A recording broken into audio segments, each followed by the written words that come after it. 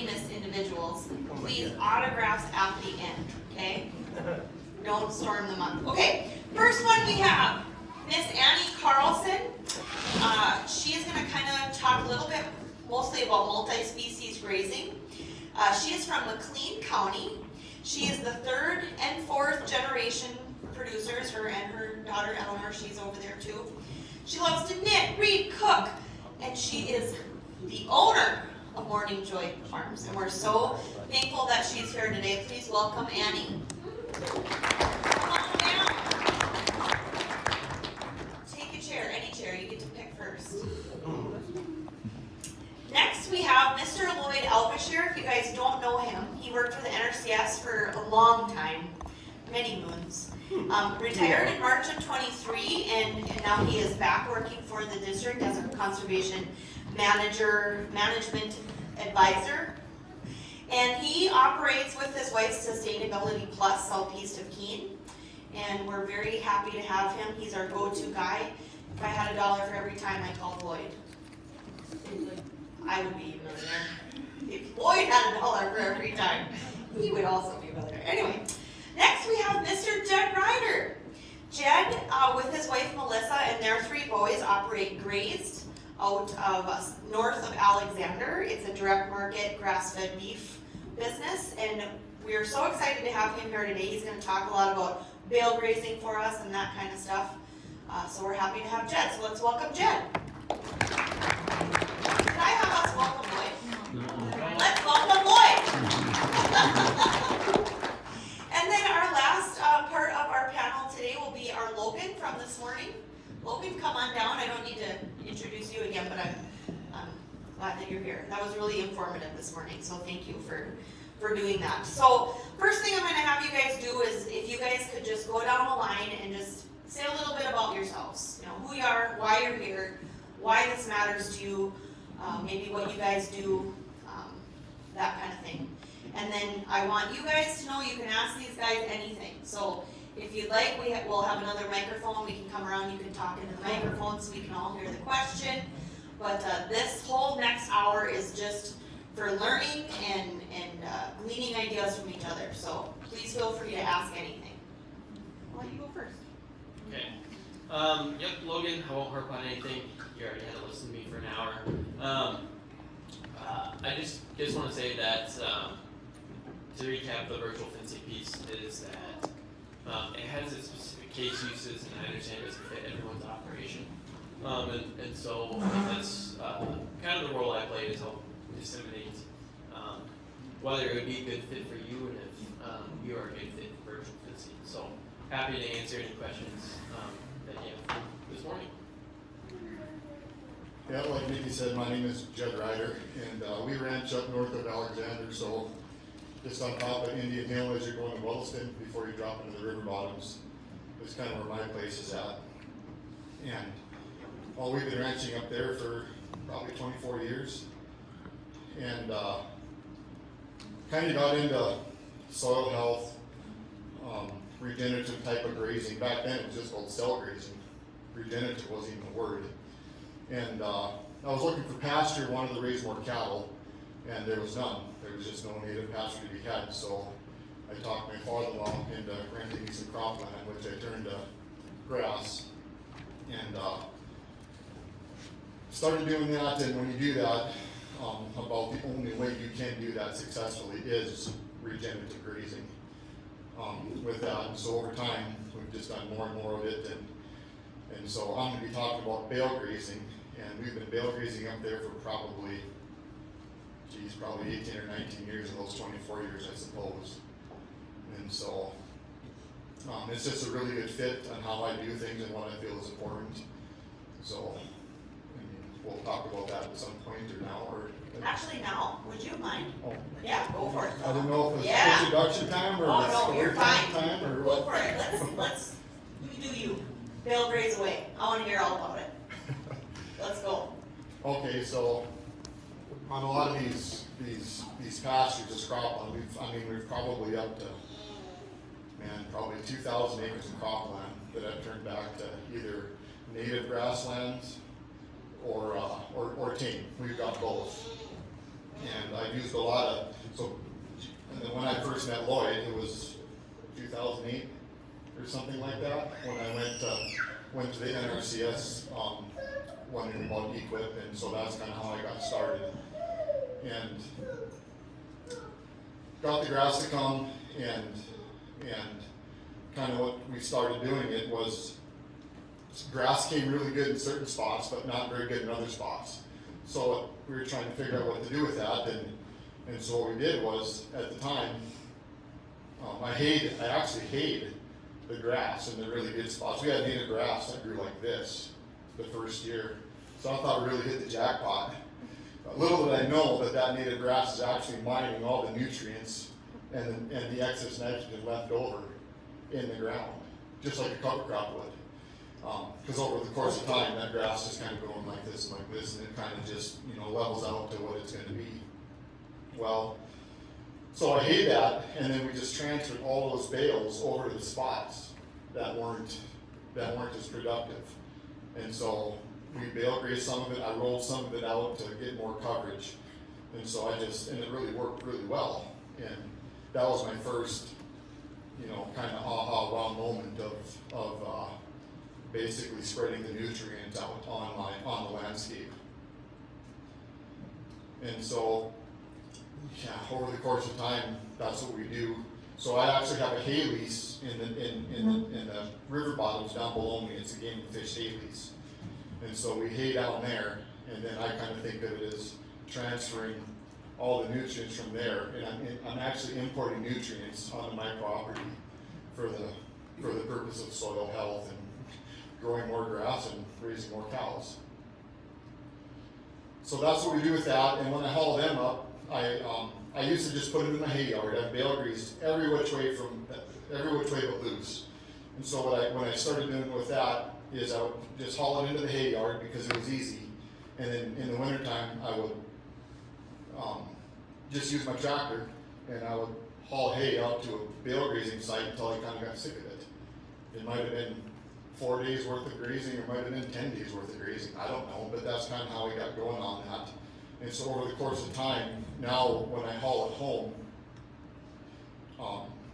I actually set it out for bale grazing in September. And so then basically my winter feed source is done. It's out there, and then we use polywire and fencing to strip out whatever kind of allocation of hay I want to, whatever I see fit for the purpose or for the type of cattle. So you can do it however you want. The other way that I bale graze is every pasture on whether it's tame or whether it's a pasture I put back the native grass. I don't really hay the native, it's mostly tame. I have before. It's just not as productive as your tame grasses get. And so I will bale that, because every piece of ground I have has water and it's grazable. It's all the pasture first. And so I'll hay a piece, and then I just let the bales sit right where I dump the bale out. And then it's just kind of there. And then I just graze it just like I would in the summertime, only the feed is in an accessible source of a round bale. So,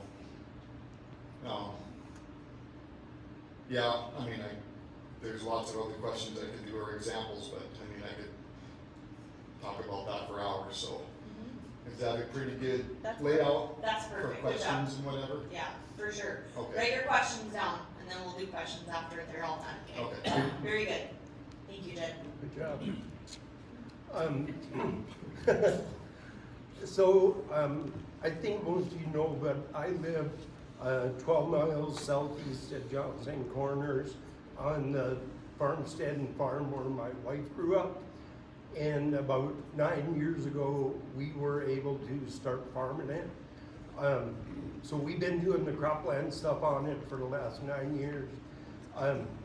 There's not enough rangeland for us to justify getting cows, and the facilities aren't there anymore. And so Gene Veeder and Chad Schofield, his son-in-law, rent our pasture And then anything that we do with cover crop stuff that I'm gonna talk about, he is more than willing to take advantage of and utilize.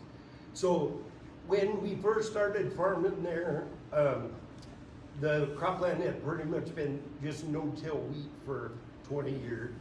So when we got started, we wanted to go down the soil health path, regenerative ag, and we wanted to try to improve it.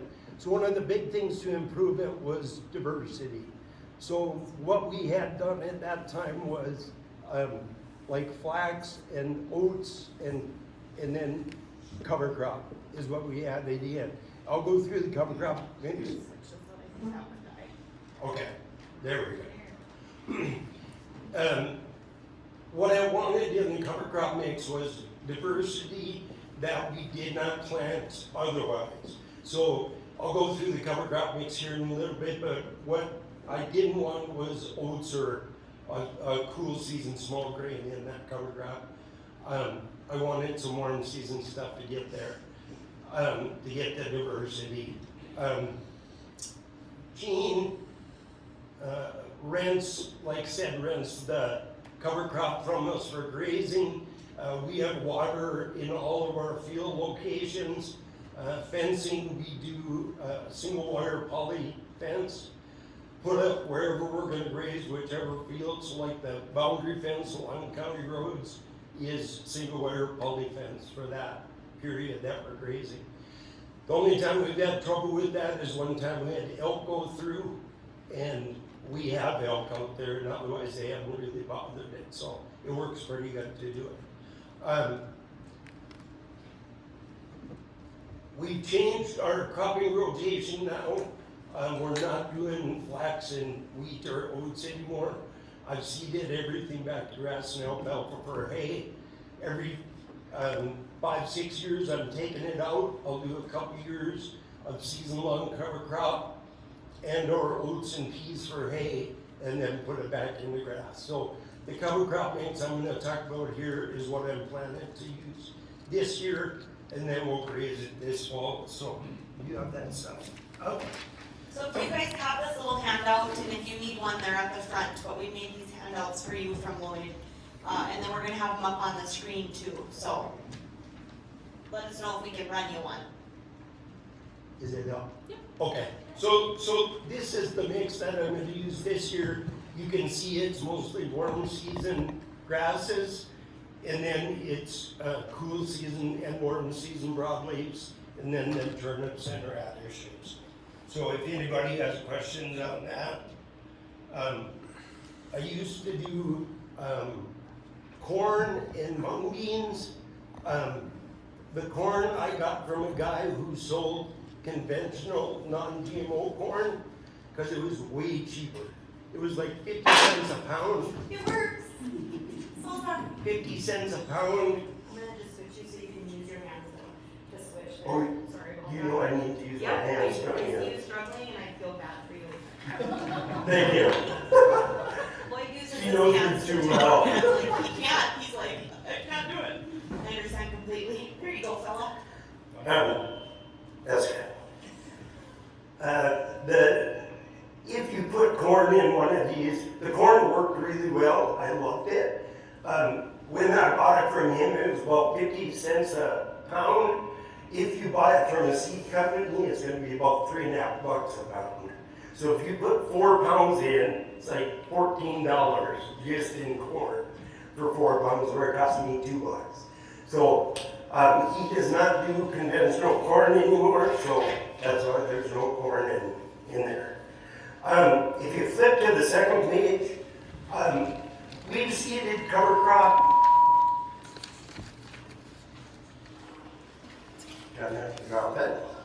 We've seeded cover crop in the fall. If you want cover crop for soil health stuff, plant it in the fall. If you want cover crop for grazing, do not plant it in the fall because you are not going to get grazing out of this. The way that we're doing it, the 6 years that we've done it in wet years, dry years, and average years. and it's been a slam dunk success every single year. What we do is we will seed it about mid-June, and you almost always get a rain after that to get that stuff going. And then in the dry years, it's amazing how that stuff with that thick, nice canopy will keep going. In the last year that we did this big one, we did 154 acres. We grazed it for 56 days with 130 cows. What I want to show you with this stuff is I want to show you, so many people talk about the cover crop stuff and what they do and how they do it and all this stuff. Nobody ever talks about the economics. Nobody ever talks about how it can work, especially when you're looking at the commodity prices today. If you're trying to plant wheat and you're going to come out even in the end, it does not make any sense to do that. With this, hopefully I can show you the benefit of doing this, especially if you have cows. We grazed it from September 20th to November 14th. He sells his calves the second week of November. He wants his calves to graze on this. He has told me several times that when he sells his calves in the fall, at the sale barn, he gets called out because his calves have a bloom on them, they have a shine on them, and they're fleshy. And he said he gets a premium on that. And he said, that is worth everything to me. He calves the 1st of May. So in October, November, when these calves are grazing, he feels they're gaining about 3 pounds a day. He said, them calves gain big time at that time. Okay? So then in the very bottom line there, it ended up being about 47.2 grazing days per acre, what we did there. The next page, I'm not going to bore you with it.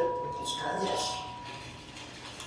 But if you can go through this, that's why I wanted it as a handout. That's just the expenses. So even if you own that land, you have a land expense. So as you go through these calculations, you need to figure this out.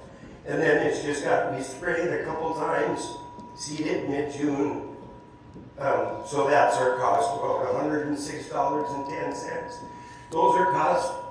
If I was doing it right now, I called and got costs, and that's what the cost would be. Okay, so flip over to the income part. If the calves, did we lose it? I think we just turn you down. You're Okay, good. Yeah. I would turn you down too. Just wait till we mute you, Yeah. just wait. So if the calves are gaining about 2 pounds a day, what I used was $2.40, like an average price from a couple of years ago. That is about $4.80 a day that you're gaining in income off those calves. The cows are out there grazing too, so if you're feeding a 1,200-pound cow, or feeding a 1,200-pound cow about 40 pounds of $100 a hay, a ton of hay, it's another $2 an acre. So it's about $6.80 an acre for that grazing, times the grazing days, minus the expense, it's about $214 an acre in income that you can see off that. That is quite a bit better than if you look at the NDSU projected incomes that they have published for this spring, where most of those past crops are negative stuff. So what I wanted to do and show you today was the benefit of that, the cost benefit. Then you get all the other soil health benefits and all the other stuff that you get, I won't get into because that can be a whole other topic. And which is hard to put a price to, but. It is. It's very hard to put a price to. So Gina and I have talked about this quite a bit. The expenses that I have in here, I'm going to call myself out here a little bit. The expenses that I have in here, if you divide it by the acre, or by the grazing days, you need $2.25 a day to break even with your expenses. And with this, it's $6.80. I don't charge Gene $2.25 a day, okay? And he knows that. He knows he's getting a good deal. But I am putting the other benefits out there, that I'm getting the other benefits from it. So if you're a cropland owner that is doing this example, and you are seeking cover crop for an acre to graze in, you need $2.25 an acre to break even, okay? Which sounds like a lot. But if you've got the cows and you can do it, it's an outstanding opportunity. Okay? Thank you, Lloyd. And if you prefer a microphone, Andy, you just let me know. Oh, this is fine. Awesome. Hi, everybody. I'm here to talk about multi-species grazing. Similar to Jed, we bale grazed. We don't like to start grazing bales until we absolutely have to. We don't make any of our own hay. We buy it all in. As Jed said, we're importing other people's nutrients, and we're happy to do that. And so we didn't start bale grazing until about mid-December of this year. And we start feeding our lower quality stuff, and we work up higher planes of nutrition as we get toward lambing and calving season. So the quickest way to get me to do something is to tell me it can't be done.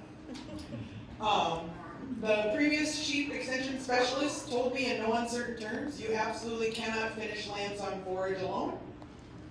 I have 15 years of data and juicy lamb chops that prove him wrong. So, they've also told me that you absolutely have to wean your calves. I don't wean my calves, the cows wean the calves.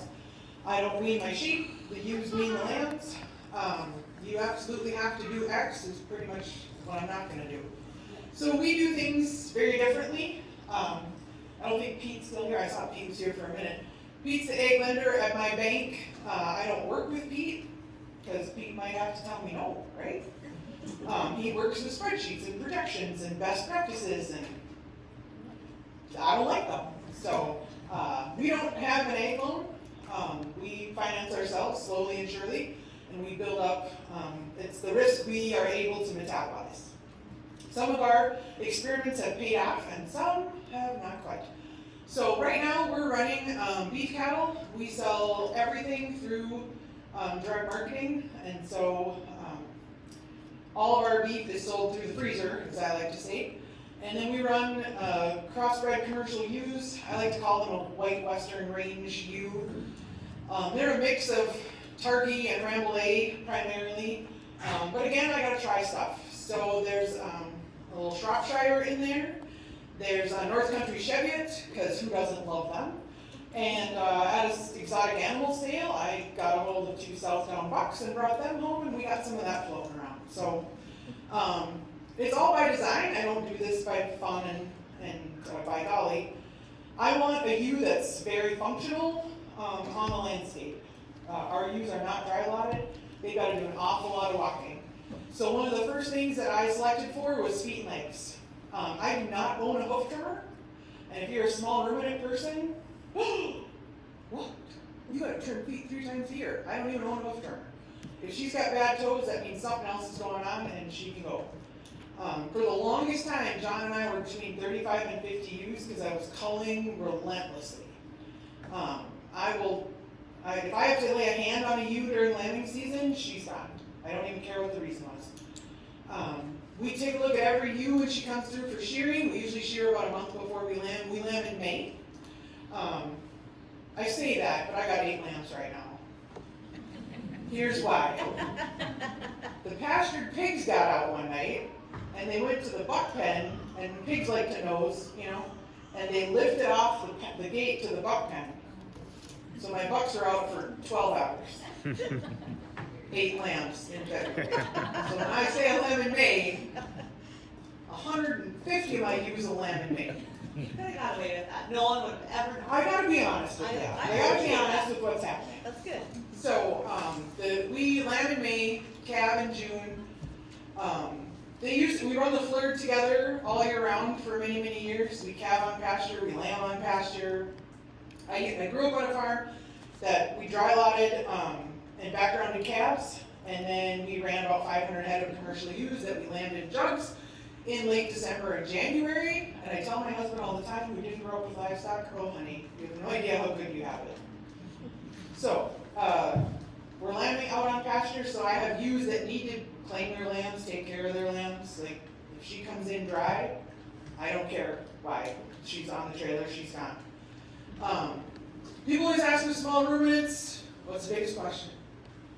What about the coyotes?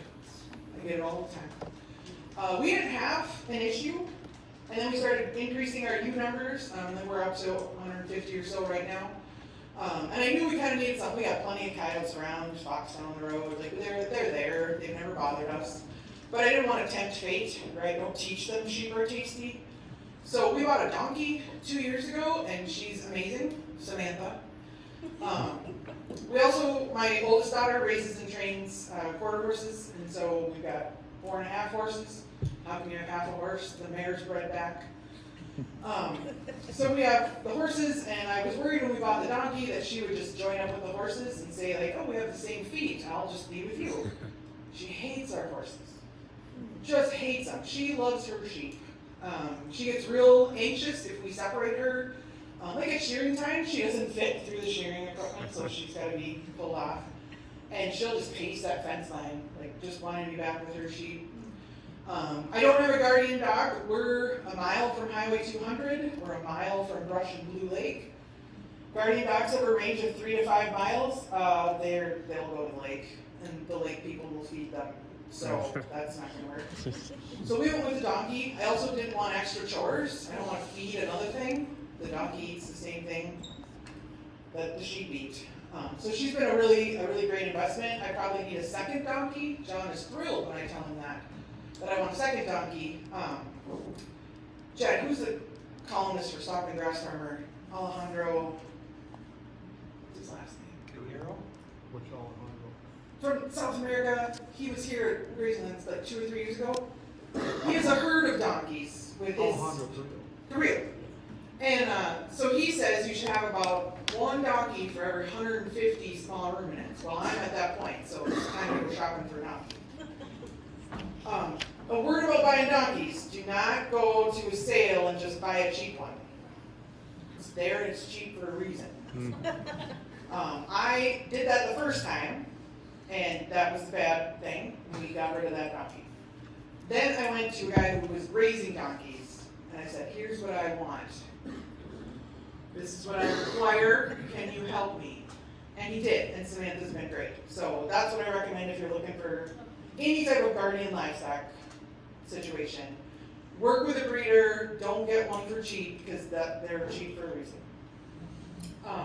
Other questions we get, well, how do you handle like minerals and stuff like that? Our FLIRD, which is everybody, they're all together. This morning, they're all together. They get a range cow mineral from Redmond. We feed salt separately, and so the mineral's separate. And again, no one's shocked. Usually I get one person go, sheep can't have copper. Spoiler alert, sheep need copper, goats need copper. It's how they fight parasites. So ours get all a range cow mineral. They all feed from the same thing. We water at the same tanks. I had a lot of questions about, well, what about, you have separate waters for sheep? Nope. Menards has like a $5 solution to that. It's called a concrete block. Just put it in front, and the sheep will step up and drink, and it's fine. So any questions you might have on running stock together, you can add a ewe to an existing cow herd. 1, in some cases up to 2 ewes per cow, without sacrificing any feed inputs. Sheep and cows graze differently. Sheep and goats have like what we call a prehensile lip, so it's really accurate. When I was teaching my kids to weed the garden, if it was a spot where there was nothing planted, I told them to cow mouth it. Just rip out the weeds. That's how a cow grazes, right? And if it was something planted in the row, like carrots, I would say you're gonna have to sheep mouth it, which meant get down there and pick out the individual stuff. So whether it's bale grazing, whether it's rotational grazing through our paddock system, we have expired CRP that was heavy in Canadian thistle. We've since mitigated that with our grazing system.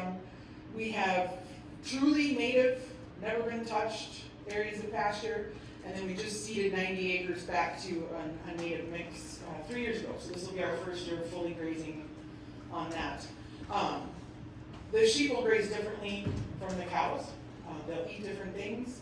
In the wintertime, the cows will often break trail for the sheep.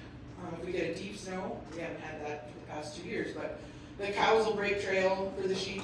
John was hauling bales out. We don't set everything out. We set out a week or 10 days at a time. Then we have some emergency stuff in corrals that if there's bad blizzard or storm, we can just open a gate. We don't have to start a tractor. John one year was driving to go open the road with the snow blower on the back and the loader on the front. And the cows are trained to the tractor. When they hear the tractor, they know groceries are coming. And so they take off, like we were feeding that year up on a hilltop. And so they take off, and they're pawing through the snow, and away they go, and it was, like lonesome ducks right there. Just not the stampede scene, but the pretty scenes it was. And then the sheep are lining out behind them, and they're walking along in the trail made by the cows, and then they stop. And I could see the lead ewe. She turns back, and the conversation, I can imagine it, is, wait, did anyone actually see a bale? Of course, there wasn't a bale because he was going to open the road. The sheep turned around and went back. The cows went up there and bellered and wanted their bale. So it's just fascinating the different dynamics in the flurd, flock and herd is flurd. And so we love running them together. I do separate for lambing now, mainly because it's easier for me and it's easier for my donkey to keep an eye on things if she isn't spread out so far. So we bring the sheep in for lambing in May, but the cows calve with the ewes. We turn their ewes back out in June, and then the cows are calving with the sheep out there. That doesn't bother them. I bring the sheep in. It's easier for me to keep track of what's going on. Let's be honest, it's easier for my kids to keep track of what's going on, and it's easier for Samantha to kind of patrol and keep things safe. So I'm happy to answer any questions. I got a question. Yes, ma'am. You mentioned pastured pork. Oh, yeah, we have pigs. We used to have pigs year-round when we were doing farmers markets and stuff like that, but we just have pigs in the summer now. We get them in May, harvest in November. What kind of pigs do you have? Whatever I can find. Pigs are hard to find. Yeah. The kids called him the pig bringer. Like 15 years ago, is the pig bringer coming today? And so now we just call him the pig bringer. So I work with him, and then I tell him how many I want. And you just pasture graze them and. Yeah, we've rotated them in the past, used them in targeted areas to address specific concerns. We haven't the past few years because we kind of mitigated those concerns. We have some thickets of Chinese elm. Anyone else have scourge of the prairie issues? Chinese elm thickets. I'd love to pen some big pigs. Big pigs dig big holes, so I'd like to pen the big pigs in there and see if they can't rip some of that out. Leave the bigger ones, to get more of a savanna type landscape, but I don't need the thicket that I have. Do you finish them out on pasture? Yeah. Yep. But I heard you couldn't finish a pig out on pasture. Well, lambs you can't, that's right out, apparently. So, Ah. yeah, we butcher everything. We don't butcher it, we butcher poultry. We do laying hens, meat birds. We've done ducks and geese, and I have one guinea who patrols. Ducks and geese are harder to butcher, but easier to feed because they take so much more of their diet and forage. Geese is up 70% that they'll eat from just plants and bugs. Laying hens is about 30%, meat birds is about 20% that they'll get. You can tell pasture chicken, poultry from store-bought stuff, the fat is yellow, like yellow versus white that you see typical in the grocery store. Those are all those phytonutrients that they're storing in their fat. We get all of our animals butchered. The ruminants and the pigs are all butchered and sent to customers. We sell quarter halves and wholes of beef. We sell. I do a lamb sampler because not a whole lot of people eat lamb. Shocking, I know. Everybody should eat lamb. The average American eats less than a pound of lamb per year. The Carlsons are working real hard to bring that up. And so the lambs are done. and then, we do a sampler, I do a half a lamb and a whole lamb, and then pigs are halves and wholes. And that's all kind of done throughout the fall. I send out, in the next month, I'm gonna send out our order form, it's just a Google form, it's nothing fancy. You tell me how many you want, and that's what I bring you. So, yeah, happy to answer any questions you might have. So one thing that I have heard all four of you say is the word diversity. So talk a little bit about that. You know, on your farm and ranch, you don't just do one thing, you've diversified. What's the reasoning for that? Why is that such a big thing?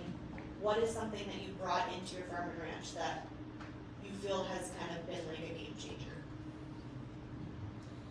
I don't like being bored. It's a short answer to that. If you looked at my cow herd, it's all different colors, because I'm not selecting, and I'm selecting my cow herd just as hard as I selected the sheep flock. The cow herds need to be functional, like those cows have to go out and work for it. I want them working for me, not me working for them. So there are a variety of cows out there. When we first moved back we live on my parents' farm. When we first moved back in November of 12, we had everybody grazing together, and it was out by the road, and the rumor was Carlsons were starting a petting zoo. So everything was grazing together. Interesting. For us, can you hear me? Yeah. Okay. You gotta hold it like a little bit. Okay. For us with our cropping system, we wanted diversity. We didn't want just small grains. And small grains with like a flax is not a rotation. So what we wanted diversity. The biggest thing that a person needs to look at in the area that they're at is native pasture. And if you look at native pasture, it is full of diversity. So with the cropland, with the cover crop stuff, what we were trying to do is we're trying to add the diversity, add the different crop types in, and get as much as we can without overloading it or making it super expensive. I was just trying to think of an example of diversity. So most of my experience in grazing, where I put most of my energy, is trying to figure out how to get this old crop ground to produce and to produce better and to keep moving forward. It's very difficult. I mean, take away all the inputs that we put in, this ground is absolutely shot. I mean, there's just no ifs, ands, buts about it. And so my first, with Lloyd, the first eco project was 2008 or whatever, and we did 5 species of grass, and at that time that was pretty diverse. Great. So it was 3 cool season grasses and 2 warm season grasses. So the next planting that we did was the same grasses, only we put in Maximilian sunflower, purple coneflower, and purple prairie clover. And how that did better so much quicker on the same soils. I mean, basically the same stuff was just incredible. I couldn't believe it, and it's better to this day. So the reasons for that is I mean, you got, number one, I think you got the more diverse that your plants are, the more diverse that your microbiome is going to be, the bugs that are going to be activated, and then you got taproots and everything going in out there, and then that's just for soil health purposes. But for grazing purposes, like if you have a pasture that's just straight Kentucky bluegrass, or pick a good native grass, straight western wheatgrass, you graze that off, and it's either kind of done or you're grazing the regrowth. If you got a diverse plant mix of your cool seasons that start growing, and you can graze them off, well, you still got your warm seasons out there. So number one, you got a live living room for much longer during the growing season, which is a soil health principle and a very important one. And so that's important, but just for grazing of having the ability to graze a green growing vegetative plant that has the ability to recover for much longer during the growing season just benefits everything, your animals, you, your soil, everything. Yeah. Bouncing off what Jed said, so, you know, out of our research station, we do a lot of our cow-calf research. We have a lot of ground that's old CRP, and so that predominantly in those pastures is crested wheatgrass and smooth brome. And us on the range side say that we kind of the opinion it's good for about 6 weeks out of the year, and then you know it's okay for the rest of the time.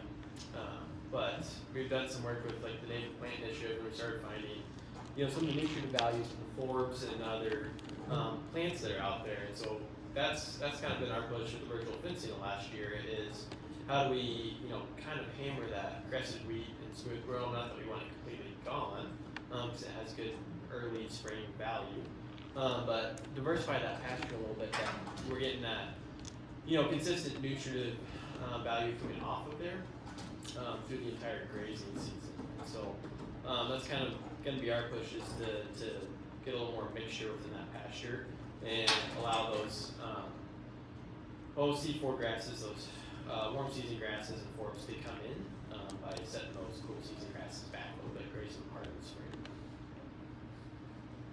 Okay, I have another question. It kind of switches gears just a little bit, but a lot of times when we talk to producers about bale grazing or grazing out on crop, the biggest thing we hear is, they waste so much hay. You can't get through that in the spring. It's this huge mat. What are some of the things that you guys have done while grazing on crop, bale grazing, cover crop, all of that, to combat that issue? Also, do you care? That's probably the number one question or restraint. What keeps people away from bale grazing is well, you're just wasting a lot of hay. And quite frankly, I was just talking about it over there. I used to not care as much, but you actually can waste hay. But it just depends. Everything just depends, and so it just if you're bale grazing, and you're new to it or you know whatever your management is promoting, and you can leave this much hay bale grazing. Okay, I don't want that personally. Now, I was telling these guys I used to have pastured pigs. That's a pretty phenomenal place to put pastured pigs in the summertime. If you got a pile of hay that's all wet and nice and cool underneath. So at that time I was kind of mad about it, but then I got I can do that, and I put those pastured pigs into that sucker, and it was just incredible. They just turned it and it was gone. And so, but if you don't have that, you can waste hay. I'm bale grazing my wean calves right now. First time I've ever done it with them on their own. They're not doing as good of a job as I would like them to do. I'm giving them one strip of bales, and I'm moving about every 3 days, 3 to 4 days. And they're just not doing quite as good of a job as I would like them to do. They're leaving a little bit more than I personally would like them to leave. Now maybe Annie would be completely fine with something like that, or anybody else, it doesn't matter. And what So land use is it that you're bale grazing on right now with them? I'm baling on a native piece of old, a crop ground that I turned back to grass is where I'm bale grazing at right now. Pretty much that's all I bale graze on. I have bale grazed in native, in just the old native pastures before, but I really don't. The only place I bale graze on there is old oil well sites. I've been bale grazing on those, and I've completely turned all these old abandoned oil sites completely back to grass. If you ever want to see pictures of that, we have pictures of Other than that success. Other than the cuts and the stuff that that was an oil pad, it just looks like a piece of pasture now. So that's pretty cool. But that's where I bale graze there. But no, it depends on the hay. It depends on how much you want to give them. It depends on the class of animals. It depends on what you think is waste or not. It just depends on all those things. Which how I do it, everyone might come on and say, well, gee, this is kind of dumb, or whatever, and they can go put their own twist on it. Like the 5 soil health principles, they added the 6th one, it's called context. And it might be actually one of, like, the most important one, to do the things what fits for you and not me on your own operation. For us with the cover crop grazing in the fall, the biggest thing I wanted was the livestock impact. From them grazing the plants with their saliva and leaving hair to the manure and the urine out there. That's what I wanted, just to add some nutrients to that too. Just add, that's one of the soil health principles, is adding animals into your operation.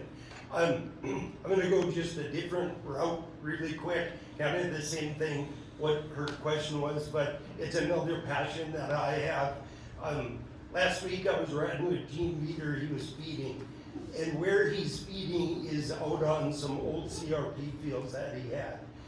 They came out of CRP, he started to hay them, they were so rough, he was like, this doesn't make any sense. So he grazed them in the spring, so they worked. So now what he's been doing the last 5-6 years is feeding out on those fields. One of the biggest things with bale grazing, like he talked about, is getting the hay and the manure and the urine on those fields and where you want to improve. It doesn't matter if you do it with bale grazing or if you pitchfork hay out to it. It doesn't matter how you do it. What Gene's doing, and he was just beaming the other day, is he's just going across, he's got a pick and roll on the back of his pickup, and he is just every year figuring out where he needs the nutrients, the hay. They leave hay too, he has some old hay. He does not feel that's waste. He feels that's gonna be organic matter, gonna be cover, all that stuff. So it doesn't matter how you do it, bale grazing is one good tool if it fits in your context. But the other thing is, whatever your context is and whatever your feeding is, think about where you're putting the nutrients and where you're putting those animals. It makes a huge impact. Last night I ran to Dickinson and back, and there's 2 places along the way they drive me crazy. They've been feeding on the same hills for the last 20 years. Every year for 20 years, and cows have been on that same hill all year long. There's huge piles of manure piled up from years, and it's like he has all this stuff below he could be feeding on. It's like, get your cows where you need them or livestock. I forgot to answer your question. Sorry. That's okay. I've too much hay. I've never seen to where it's been too much to where you kill anything. The grass will always grow. That hay will go into the soil, and the grass will always be there when it's done. Sometimes it's going to be different grass. Sometimes it's going to be the grass you don't want. Sometimes it's going to be the grass that you want. It's just the way it is. I've seen it too many times. It just doesn't matter. I personally don't even care anymore. If it's green and it's growing and it's nutritious, especially on this old crop ground, I don't care what it is. And so, and sometimes, and not sometimes, you'll get 15 different species of wheat that come up in that bale grazing site, in that bale, and they're there for about a year, and it's gone. And then by year 3, it's just right back to pasture again. So that I forgot to answer. That's all right. We hear about waste all the time, from the neighbors too. They comment on our waste. We don't buy any bedding, and so whatever's left doubles as their bedding.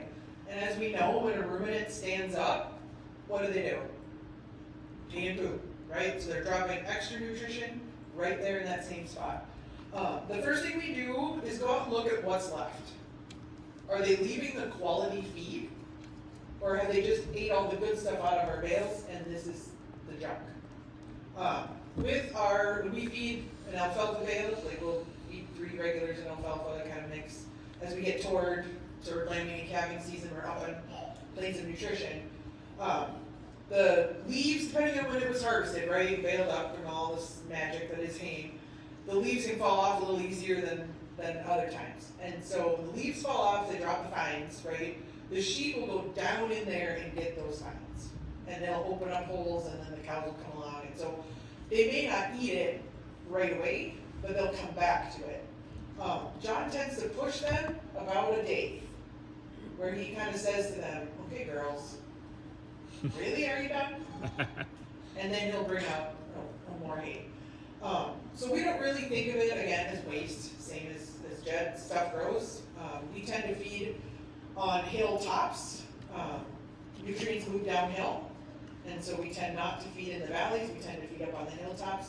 We have a part of our pasture that my parents, when they dug the basement, how old am I? 40 years ago. It was all clay. We dug out your basement, all clay. And they made these clay hills out in the pasture because they just dumped it out there. And until we moved back, it was still clay. Nothing grew. And then John said, I wonder what happened if I just lay some bales on the top of those little clay mounds from the basement. And now they're covered. You can't even tell that that was the basement fill. So, you're not gonna see it in just maybe 1 year. Like, I tried bale grazing 1 year and it was terrible. It might have been. You know, you got weeds that you hadn't seen before, but it all evens out in the end. We've been doing it for 15 years now, and I wouldn't go back. Thank you. Those are all really good answers.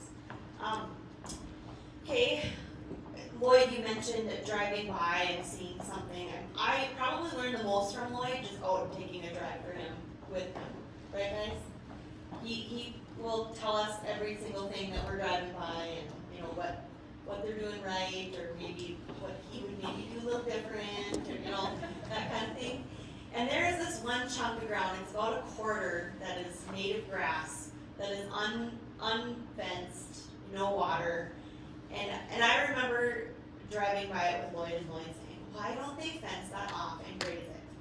And it was, we did a lot of projects over in that area, and so every single time we drive by, he would comment on it. Like, why don't they fence that off and graze it? I think people just don't think of it. It's never been fenced, so you can't graze it because there's not a fence there. So one, you know, virtual fence, there you go. There's some virtual fence ideas. Do you guys have any advice for people that are stuck in that mindset of, oh, we've always done it this way? Yeah, oh my God.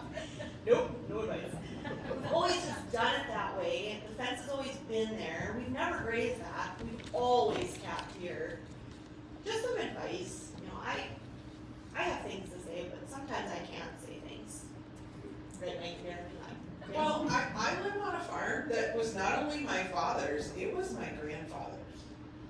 So John will say to me, why would your dad park that there or dump that there? And I'll say, oh, that wasn't dad, that was grandpa. Like, we got 3 generations of bad decisions going on here. So we're locked in some ways. We had infrastructure already there, right? We were a backgrounding feedlot. I got corrals. They're now falling down because we don't need them, but I have corrals and I have a certain water system that was built for corrals. It wasn't built for pasture cell grazing. So we're mitigating that. You know, like some of us inherited problems and some of us inherited blank slates, and where do I begin? So, like, choose your problem. We all have a problem. That's a good point. What can you do? A little plug for the North Dakota Grazing Lands Coalition. We're just a bunch of farmers and ranchers that get together and share our problems and our successes and our challenges, and then somebody says, well, have you ever thought about, well, I haven't. And so it's just a wonderful discussion. So I'm not saying you have to join the North Dakota Grazing Lands Coalition, but I'm saying, get you some friends where you can say, I don't know what to do about X, Y, Z. Well, have you ever thought about virtual fencing or whatever? I love that, thank you. That reminds me of that survey. That's what's so cool about McKenzie County. We are the most diverse county in North Dakota. I made that up. I don't know if that's true. I think so. We are pretty diverse. If you think about it, we've got the Badlands, we've got government land, we've got the lake, we've got all the things, right? And a lot of times we just don't talk to our neighbors anymore because we're so busy. And so that's a little push behind this neighborhood network is, you know, we don't all have to be best friends, but we can all talk and say things like that. Say, have you ever thought of doing this? Well, here's what I'm doing. Oh my goodness, well, so-and-so's doing this, I bet it'll work here. So if you haven't filled that thing out, please fill it out. We forgot to pick it up. never mind, Marianne, way to go. Marianne picked it up. If you have anything else after this talk that you wanna put on another one, please go pick up another one and write it down. Yeah, I guess I would say, South Dakota Grassland Coalition, same as that, right? And, when I first got involved with them, we were talking about what to do with these marginal acres, right? You have 20 acres, you just don't know what to do with, it's not productive, X, Y, Z, and really struggled with that, just like, how do you guide folks and what to do? And if you got 20 acres, it's not very productive. But what are the odds that you're gonna try something for a year or two and you make it worse, right? That's the first step. And two, sometimes when you make the worst mistake, you learn the most. And so, 20 acres, I would say most of the time it's not gonna make or break the situation. But it'll help you learn and apply that, and you can start scaling that up if it works great and applying it to other places. Take what you find, take pictures, that's a big one that is always great, right? Take pictures before and after, just kind of document what you did so that when you go to debrief with, your mentors, your family, whatever the case may be, like you all have a good baseline of where you ended up. And just not being afraid to try something new and different. And if your neighbors call you crazy, maybe it's an added bonus.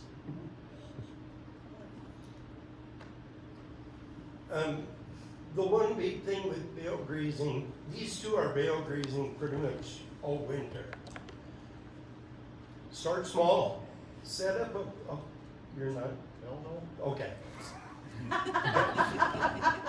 So, bale grazing longer than normal, okay, sorry.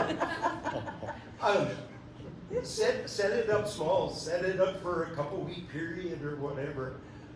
When I was in Linton 25 years ago, there was a soil conservation district technician from Ashley, and he would go for 6 days to state wrestling. Well, he would go out and he'd put 35 bales out in his field. Otherwise, he fed every day, fed with a bale processor. But during state wrestling, he would go put 35 bales out and leave and just be gone for those days. He was doing it not for the reasons that most people are doing it nowadays, but he was actually doing it. So, if you're going to go on vacation, I told a few people, instead of having a neighbor come over and feed your cows, put some bales out. Have your neighbor come over and check the water. Just make sure the cows are doing okay. But they don't have to come over and do your chores for them. You can set stuff up to do that. The cover crop stuff, there again, go small. If you've got some areas around your farm that have some fences, have access to water, seed some, graze them for a week or whatever, a few days, just see how it works. That's the biggest thing, and then you learn. We're all gonna have failures, but hopefully we all learn from them. I've talked enough. Who else has a question?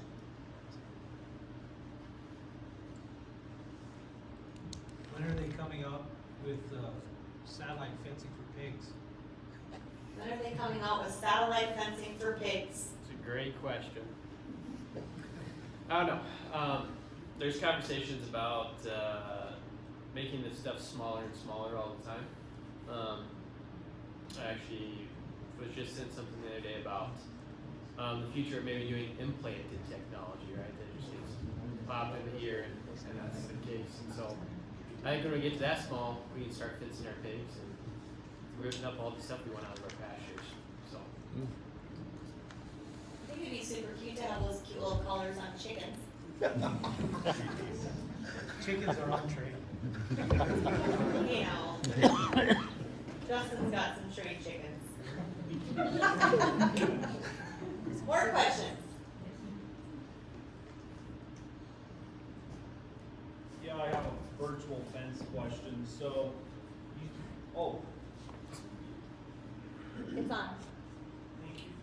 I have a virtual fence question. So, you said that there was a period where collars were falling off, and I'm assuming that was just like a learning curve thing. So, if so, like, what are other learning curves that a person's gonna have to overcome with going and trying out the virtual fence? Yeah. You can't armchair ranch, right? Like, maybe I think folks can get in that mindset. One, it's interesting and we're getting better and better is when you draw these boundaries, it's working with the topography. It's really convenient to work in squares in your head and draw it out, and then you drew a square right across the draw or something, and it's not working, right? And so that's certainly one. Two is like just being patient, taking the time to put collars on correctly, right? All the companies will send you a video of like, hey, here's how you put the collar on, and they've got the world's nicest like club animal that isn't jumping around and trying to rip your hand off. So just doing that, and then lastly is just, I think you have to stick with it for a while. I think you got to give it an honest effort for about a year to actually see, right? There's going to be days where it's kind of annoying, and there'll be days where it's super nice. And I think to get the full experience, you need to kind of commit to wholeheartedly investing in this for about a year, and then assessing from there, like, hey, this is for us, or it's not, and maybe you have a neighbor that wants a heck of a deal on some collars. So.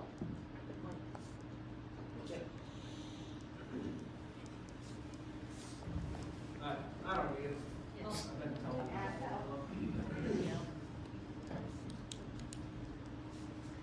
So, question for the virtual fencing. You mentioned that the system pretty much works line of sight.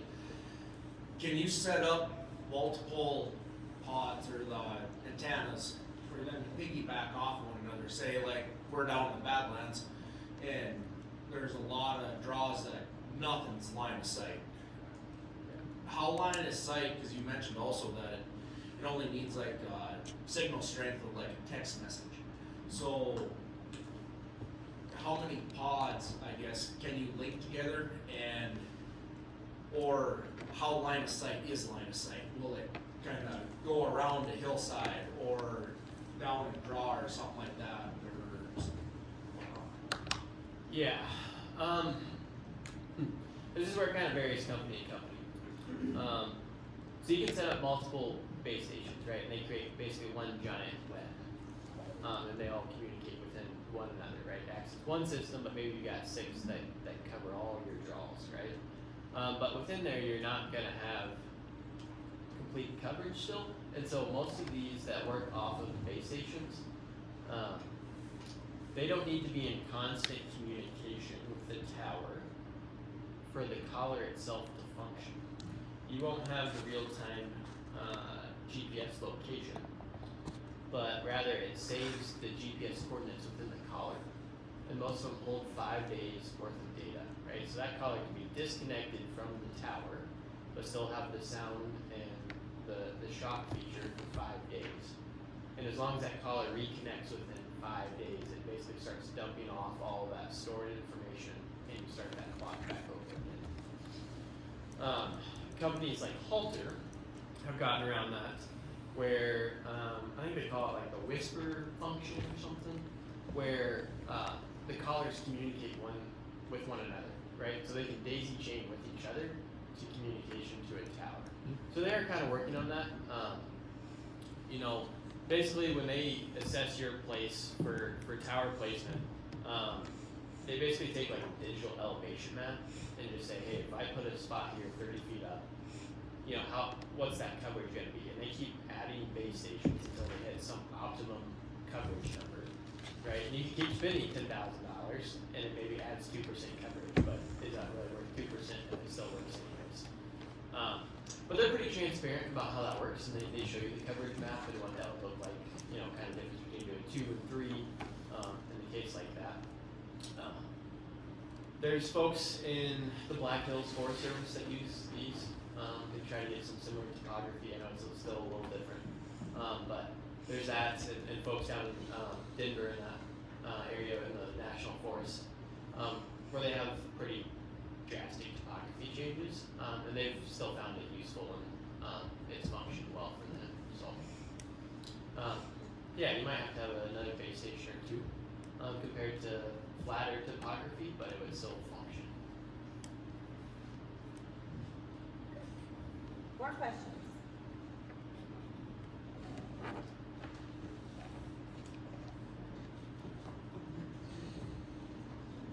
Lloyd, when you was talking about the cover crop, wet or dry, it's always been pretty good every year.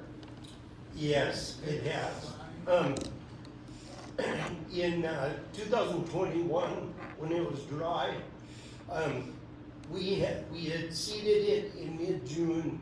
We had got an inch of rain around the 1st of July, and we didn't get really any rain after that.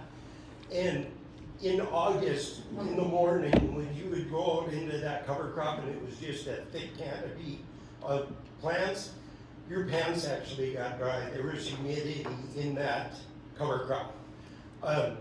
And everywhere else, the grass was dried up, everything was dried up. And I swear that cover crop was growing off that humidity, off that, in those green plants that was growing. And it's, like I said, the 6 years that we've done it, there's been the dry years like that, and it's been a slam dunk every time. And producers that have done it, around that same time, pretty much all of them, it's been a success for them. Yep. And then what we do is we will wait, I didn't say this, but just something else. We will always try to wait until after the first frost to start grazing it. Because of prussic acid and some of that stuff. I don't think it's as big a concern in a diverse mix like that, but it's a concern with Gene, so we just wait. We wait the 5 to 7 days after. 1 year, a couple of years ago, it didn't freeze till in October. We did go out and start grazing it, and then when it froze, he took them off for about a week and then put it back on. So the big key for him is to time it, how much cover crop we have, to end that grazing right when he sells his calves. That's what he's trying to time.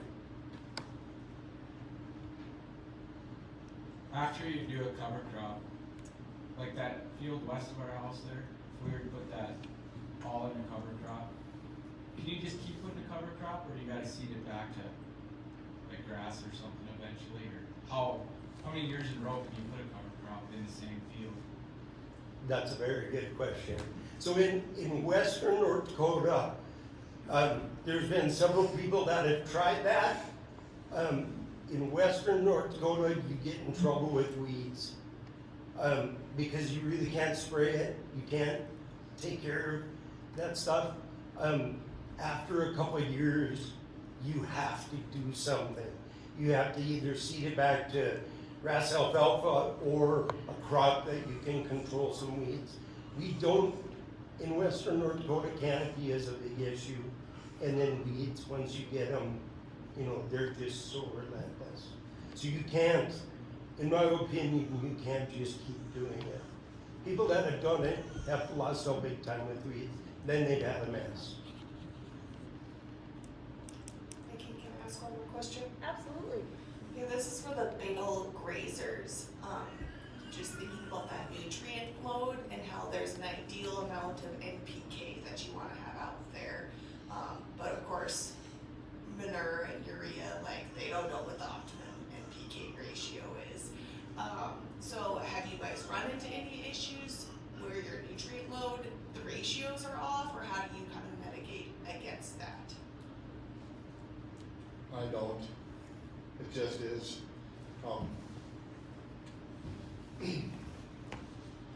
Yeah, to me, it's all biology. Now, I mean, a bale grazing isn't a natural form of biology, right? I mean, it's different, but to me, I mean, I'm not sure how I would know or what I would do about it. So it's just, to me, it's just biology. Like, if you get too much nitrogen, you know, that pushes weeds, right? Well, that will happen. I've bale grazed, when I did my grass plantings, Canadian thistle was a disaster. I had thistle patches everywhere. Well, and some didn't go away right away, so I bale grazed on. Well, got rid of them. But I've also bale grazed to promote thistle. So it just, I don't know. I mean, it just happens, but then they grow and then they're gone. And they've never been back since. So it's just a cycle to me, so. Well, and when we have more volatile nutrients like nitrogen, potassium, what binds them up is carbon. And so what is left of bale grazing, the stuff the flirt doesn't eat, is carbon. It's the stalk, it's the woody bits, it's whatever. That kind of like ties up and then slow releases those more volatile nutrients. Side note question, you had, yep, for you, Jed. I am pretty loud, but, anyway, side note question for Jed. You had said you don't bale graze all winter. When do you do it?